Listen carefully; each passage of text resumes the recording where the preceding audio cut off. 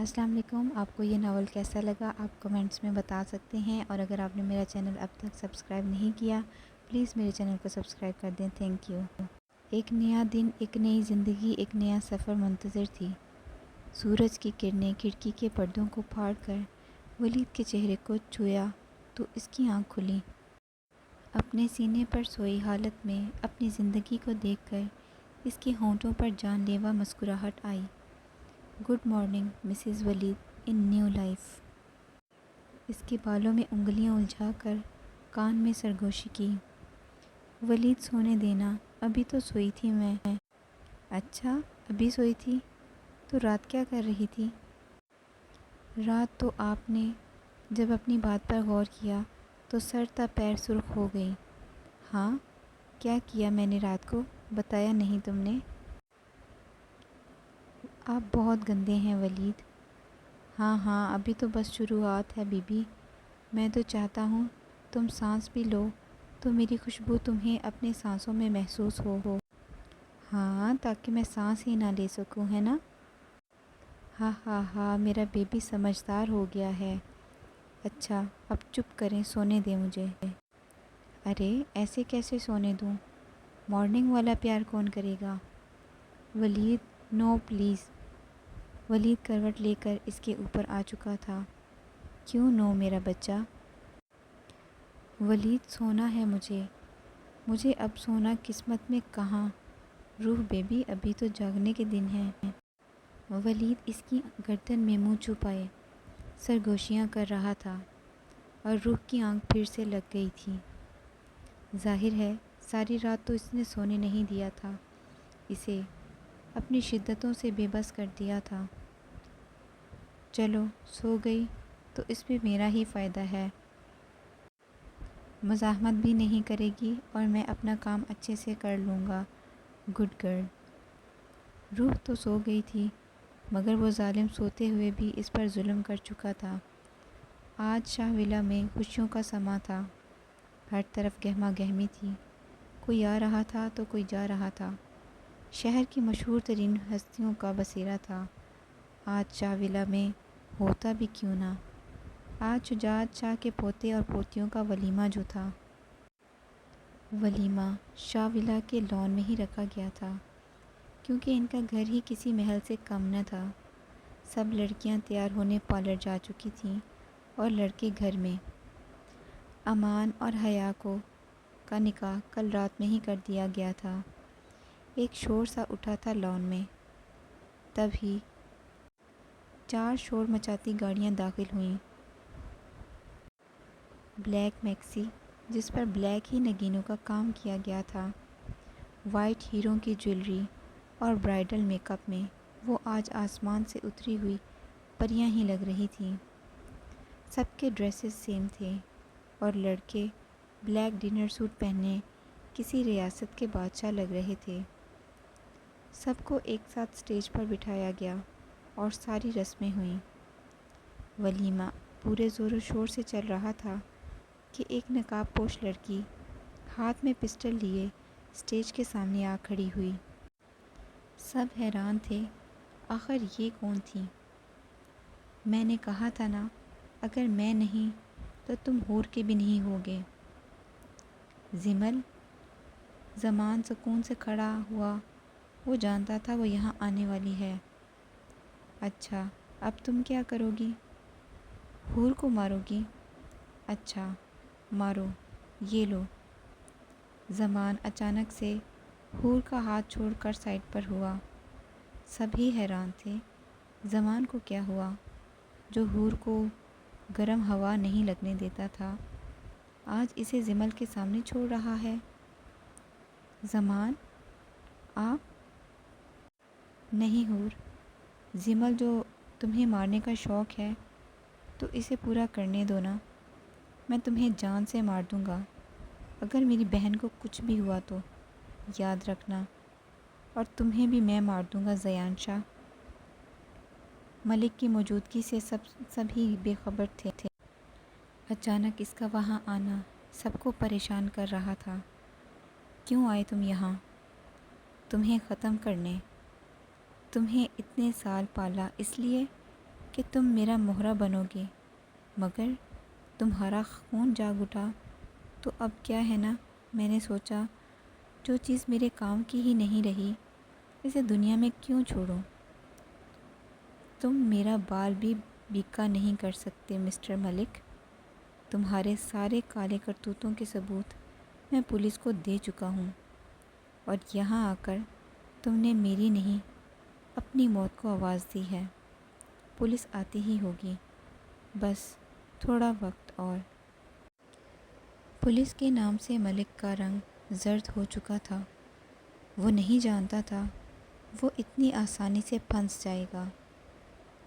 زمان نے انہی باتوں کا فائدہ اٹھاتے ہوئے بے دھیان زمل کے ہاتھوں سے پسٹل چھین لیا تھا اور زوردار تھپڑ سے اس کا منہ سرخ کر چکا تھا۔ آج کے بعد زمان شاہ کے خاندان کی طرف آنکھ اٹھا کر بھی دیکھا نا تو آنکھیں نکال دوں گا، سمجھ گئی نا مس زمل؟ تمہیں تو میں چھوڑوں گی نہیں۔ پہلے خود کو بچا لو، وہ آ گئے تمہارے سسرال والے۔ پولیس کو آتا دیکھ کر ارمان نے زمل کا مذاق اڑایا۔ تم سب مرو گے، سب۔ جو کام میں نے 70 سال پہلے ادھورا چھوڑا تھا وہ اب پورا ہوگا۔ ملک گلا پھاڑ کر چیخ رہا تھا، دھمکیاں دے رہا تھا، مگر اس کی دھمکیوں کا اثر زیان پر تو ہونے سے رہا۔ پولیس لے جا چکی تھی ان دونوں کو، برائی کے بادل چھٹے جا چکے تھے ہمیشہ کے لیے، اب صرف خوشیوں کا سماں تھا۔ ولیمہ پورے ہائی لیول پر ہو چکا تھا۔ سب دلہنوں کو ان کے کمروں میں پہنچا دیا گیا تھا، جہاں وہ اپنے مجازی خدا کی سیج سجائے بیٹھی تھیں۔ رات کے 1 بج رہے تھے جب عنبر بیٹھ بیٹھ کر تھک چکی تھی۔ وہ دھیرے سے دروازہ کھول کر اندر داخل ہوا اور دروازہ لاک کر دیا۔ عنبر کے دل کی دھڑکنیں تیز ہوئیں اسے اپنی جانب بڑھتا دیکھ کر۔ وہ جیسے جیسے نزدیک آتا جا رہا تھا عنبر کے دل میں طوفان اٹھ رہے تھے۔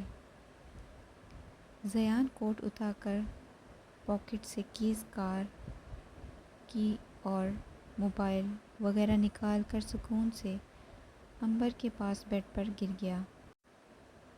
اس کا ٹھنڈا ہوتا ہاتھ اپنے ہاتھ میں لیا۔ عنبر، جذبوں سے چور لہجے میں پکارا تو عنبر کے دل کی ایک بیٹ مس ہوئی۔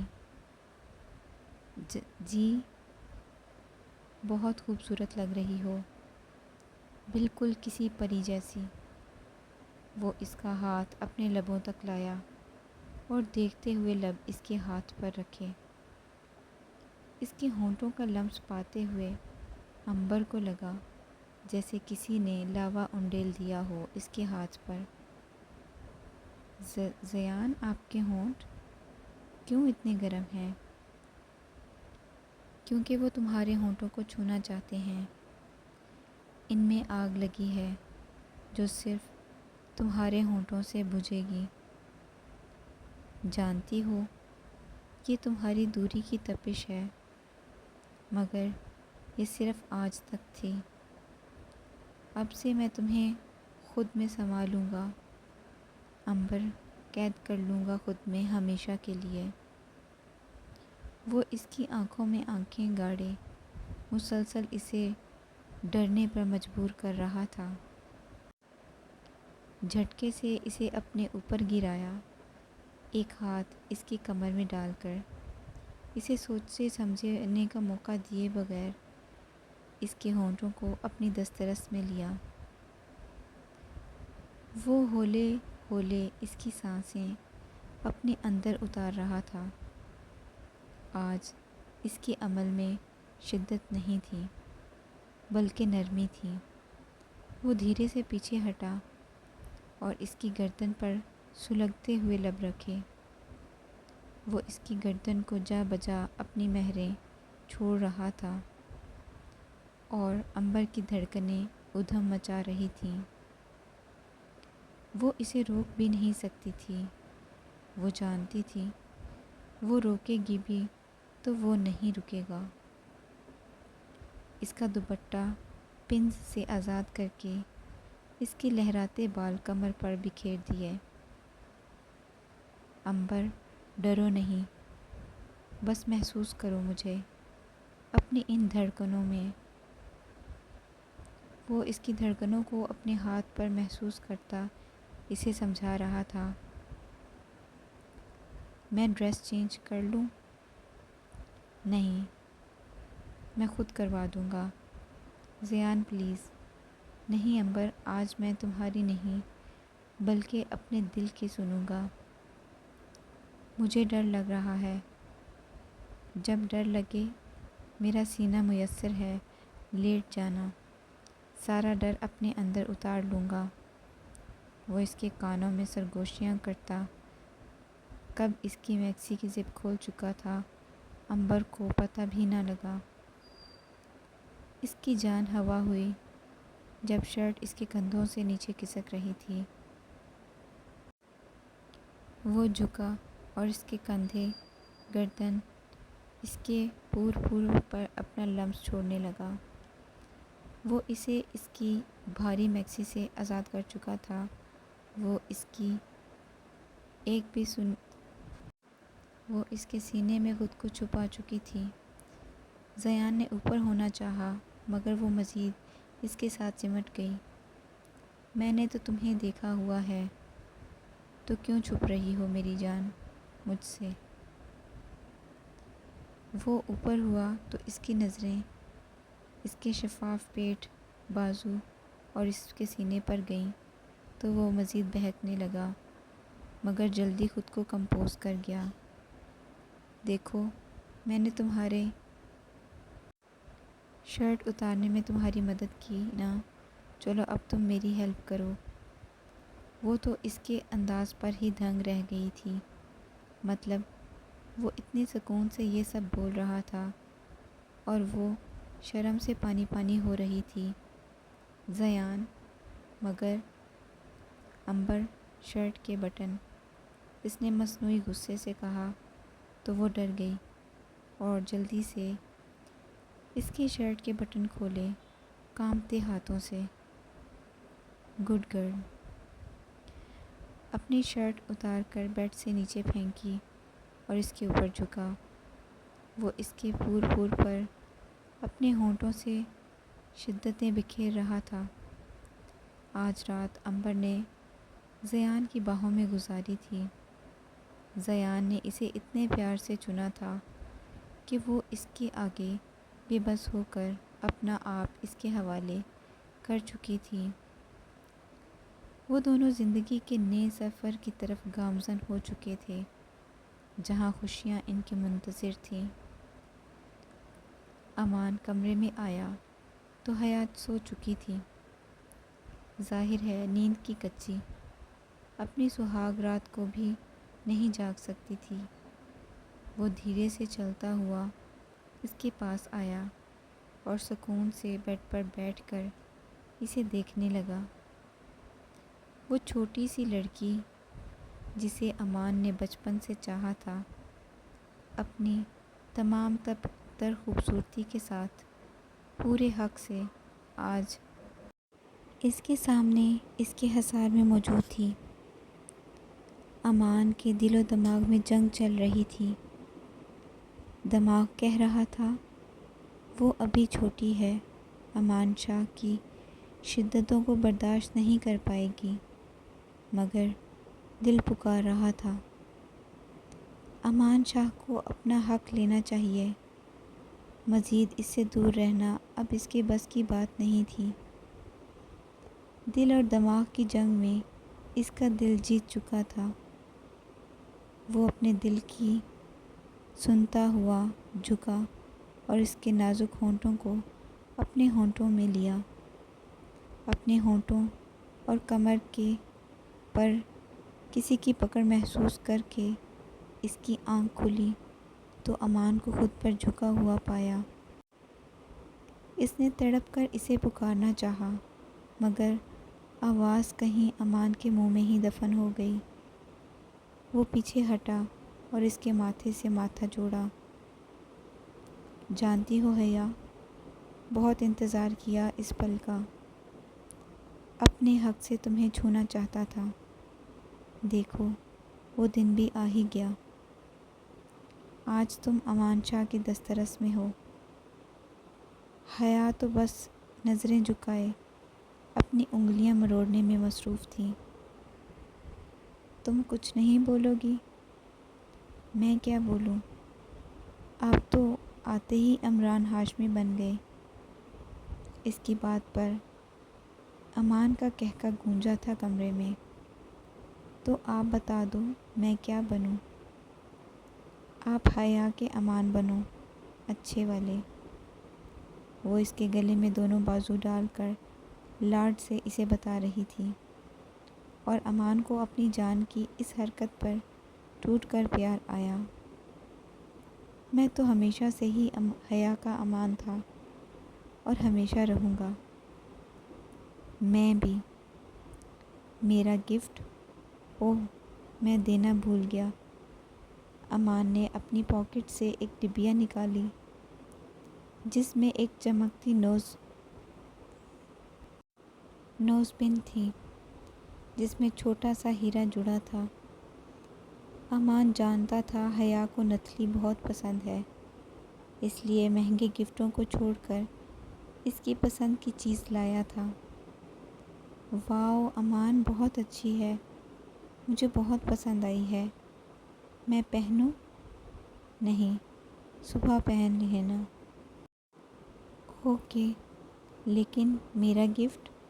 اوہ، میں تو لیا ہی نہیں، میں بھول گئی۔ چلو کوئی بات نہیں، میں خود ہی لے لوں گا تم سے اپنا گفٹ۔ امان نے دھیرے سے اپنے حصار میں لیا اور لائٹ آف کی۔ وہ بہت پیار سے اسے اپنا بنا رہا تھا۔ ساری رات اس نے حیا پر اپنی محبت کی برسات کی تھی، اور ساری رات حیا نے امان کو خود میں محسوس کیا تھا۔ وہ خود کو بہت خوش نصیب تصور کر رہی تھی کہ امان اس کے نصیب میں لکھا گیا ہے۔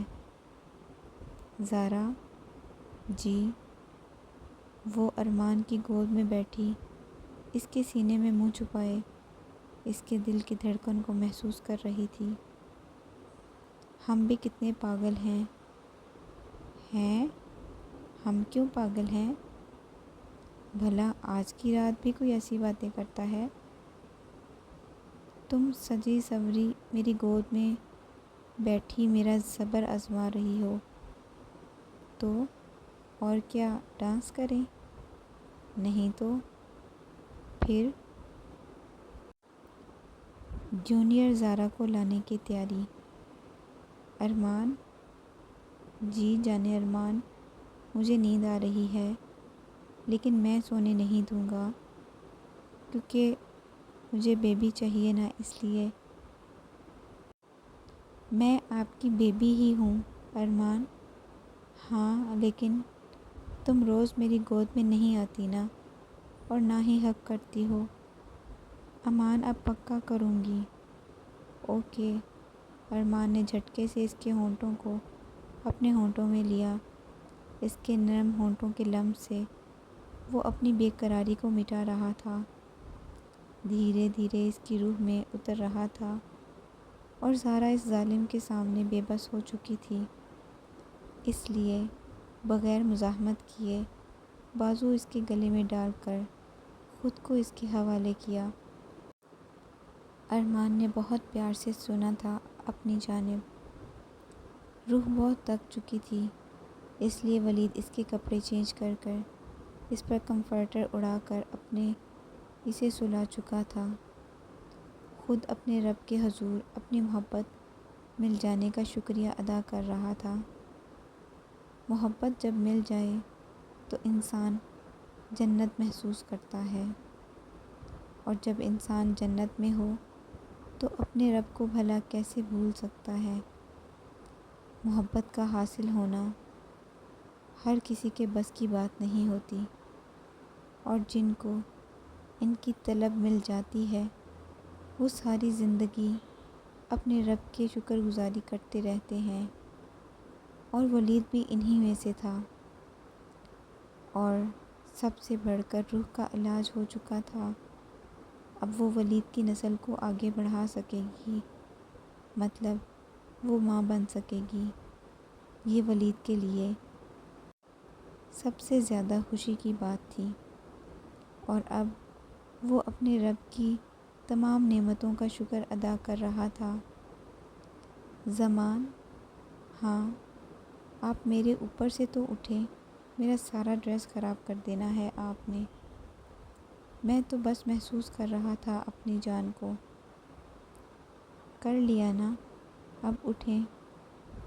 ہاں ایسے کیسے اٹھیں؟ اب تو ہم کچھ کر کے ہی اٹھیں گے۔ وہ اس کی کمر میں ہاتھ ڈال کر اس کی میکسی کی زپ کھولنے لگا تو حور نے ٹوکا، ارمان نہیں پلیز، کپڑوں سے خلل نہ آ جائے، ہم آپ سے بے لباس ملاقات چاہتے ہیں۔ وہ بہکے انداز میں بول کر حور کو اس کے کپڑوں سے آزاد کر کے اس پر جھکا اور اپنی چھاپ چھوڑتا چلا گیا۔